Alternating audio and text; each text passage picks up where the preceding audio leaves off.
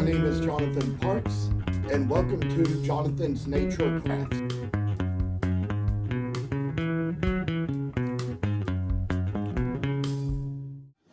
Well, as you all can see, I kind of ended the last video just putting the little strings on the two ends of the string on these two needles, just to try to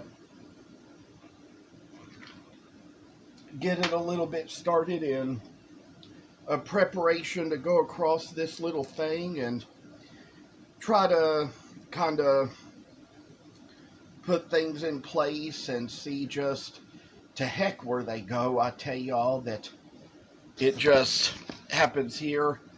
I already got started kind of putting this needle through this hole and making it come right out the denim. Just like how it is when you get those woven belts, for example. Those woven belts don't have holes, and you kind of, or they don't have loops either. So what you do is you just kind of put the little fastener of the belt through the weave.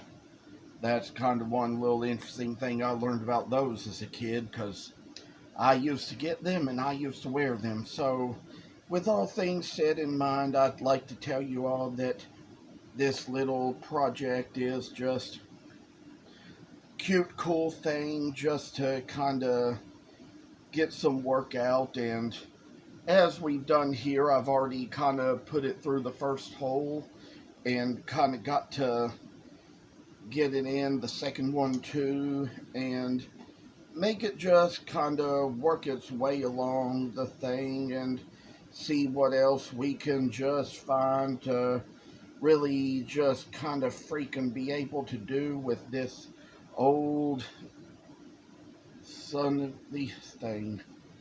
I say just kind of put little things in mind when we kind of put things together.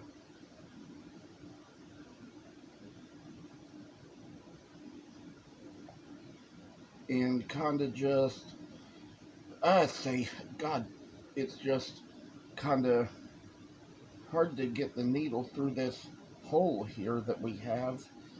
It's just kind of struggling me. I say, just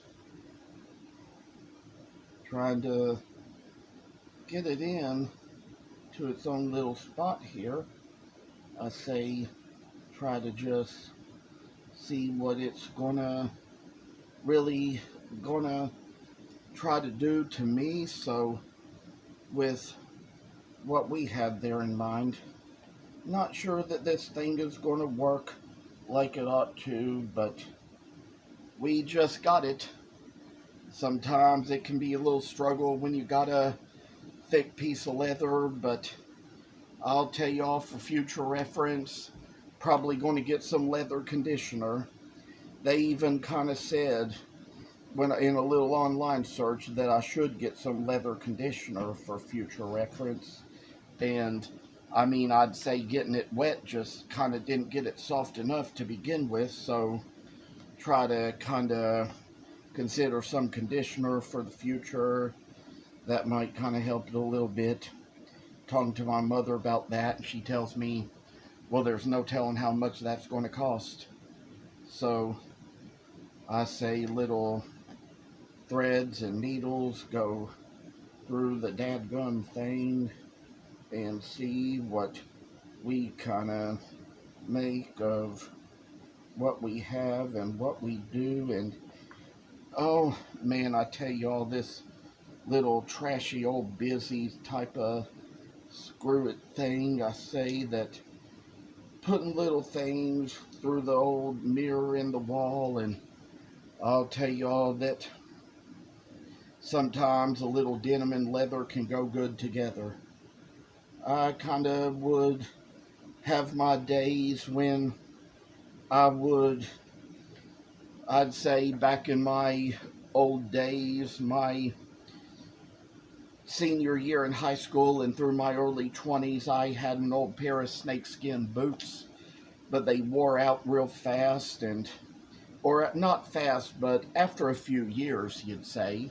And after having them a few years and they got really in bad shape, I'd like to take off the leather and kind of make little crafts out of it, and kind of ended up making a little pillow for a friend as a gift. She thought it was so sweet, and it's just kind of happened that with what was left of the boot, I tell y'all that I kind of put a little piece of denim on the back, and in those days, I tell you, those days were different for me. I'd work with whatever I had. Probably didn't really seek much how to really make things, so I just took a regular needle and a regular spool of thread and sewed the piece of a back of a denim onto that little piece of snake skin and just kind of turned it out and stuffed it and made a pillow just like that for a friend.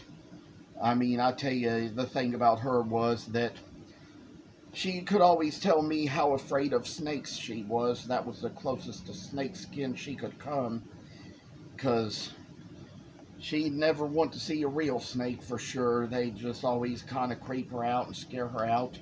And I'd say around that time I ended up not too long after getting a pet snake and going over to see her and telling her about that. And she said, "I ain't coming to your house no more. I'm scared to death of snakes." And to tell you the truth, that was kind of how it was with my aunt as well.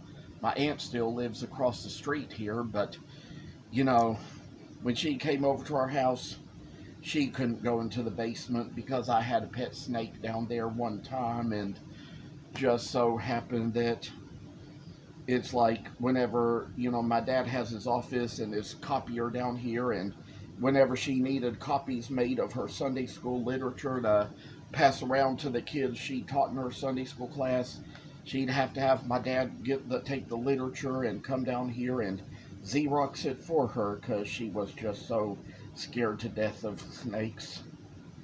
Didn't even matter if it was, you know, just in an aquarium on a side of the basement where she would never go, even if it couldn't get out. That's kind of how fears work. And I tell you, sometimes, just sometimes, one person's fear of something can kind of outdo another person's fear of something. So we just all kind of have to learn to tolerate each other and tolerate each other's fears and what's everybody afraid of and things like that. Because I tell you all something, people, some of these creatures, I tell you, I really like them, but everybody gets different, and think about how, crawfish kind of creep people out as well. Little interesting thing. So I say with one thing we just got here, we just kind of already lost that pair of scissors that was around here somewhere. Just found two down in the daggum crevice of the cushion and kind of got to get a little freaking cut made out of that. I say with all the things we're just doing these days, we just kind of got to work our way up to what we have and whatever we do, all the strange little aspects of life and ways it kind of overtakes us. We know we can just kind of take things to another little extreme level and say that it's just going to be fine and dandy little works to do. I'm here to say there's just something here about this little place here. And I come upon another little place where I say we can kind of put another little piece of dadgum thread right in and kind of put it in its own little dadgum place and get it to where it's going to see a little light of day to us, and just put one more place down into the little slot there to kind of get what we get out of a nice little work of a good piece of art, I say. Kind of come down to where we're just gonna kind of get a little funny feeling for what we have and what we do, because I know that one little work can kind of come right after another and take over us each day we live. And I mean, this is just a little fancy way of showing a little favor and grace to us. And here we kind of started at the end here. You can see you kind of want to start at the end close to where the stuff hole is, kind of have the loop there so that when you have to tear it out, it will not rip apart. So that's one little thing we kind of do at the close to the stuff hole there, and kind of want to make it so we're seeing gradually the days move on for what we have and what we know and all we have to see. So it's just been a time when, for all our work, we have built some little empires for ourselves. And I say, just kind of tie the little strings together here, kind of put another one right in here as well, kind of just, get the little places done right in to where we are just seeing how this little pillow is coming out as a fine little thing. One of these days, I might kind of take some of these denim and leather pillows and maybe one day put a piece of memory foam in them. You never know how that's going to go. And these things, some of them, I don't really make them to sell. I kind of like to make them for myself. And that's just kind of one of the things where I just almost kind of see nature in my bedroom, because I kind of keep the little products of nature right in there just to kind of show a little fashion and pride and whatever else we gotta have. So come one time, I tell you all, might do a little bit more. Maybe, just maybe, kind of try to string something along here and kind of get it where we might get it right in the hole, and just kind of get a little bit of a knot in place. So with that being said in mind, we're just kind of getting a little piece together here and making it so it's just going to be fine little awesome bit work to move forward with all the things we're doing in life. And then we got it through just like that and got it in perfect timing shape.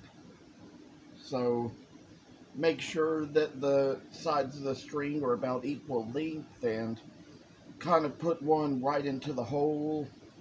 Make it so it's going to be a fine little dandy place to loop a little string and see whatever we happen to have go through a fine little place. We don't know what this is going to be when we get down to a little work, but I'm here to tell y'all something, people. This little hole in the leather is kind of tough to get. So I say with a little time, we're going to make it here.